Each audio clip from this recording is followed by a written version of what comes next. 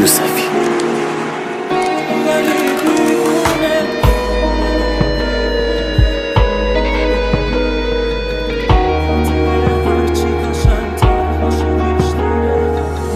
یه سر سوزنم احساس نمونده تو دلت، من برات بمیرمم حل نمیشه مشکلت.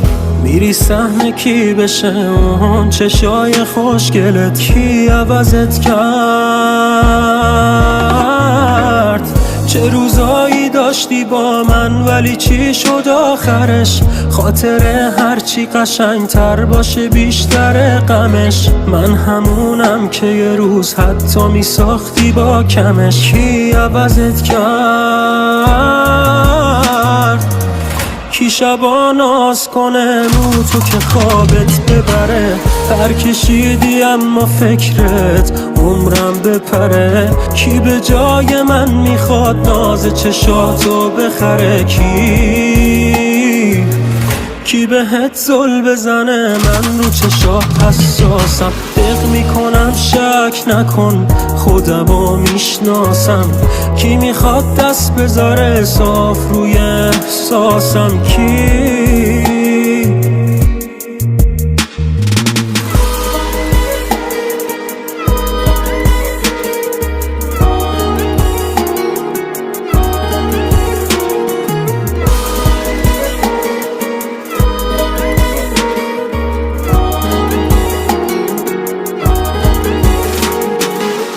سر کی انقدر راحت به من میگی برو؟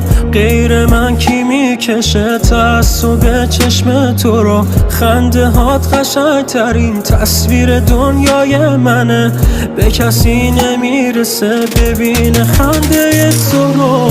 تو فراموشی گرفتی میره یادت همه چی، سر تو با همه بد شدم و رفتی سر چی؟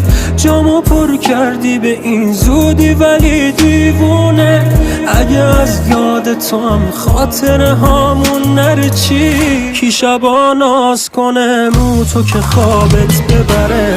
پر کشیدی اما فکرت عمرم بپره. کی به جای من میخواد ناز چشاتو بخره؟ کی بهت زل بزنه؟ من رو چشات حساسم، دق میکنم شک نکن خودمو میشناسم. کی میخواد دست بذاره صاف روی احساسم؟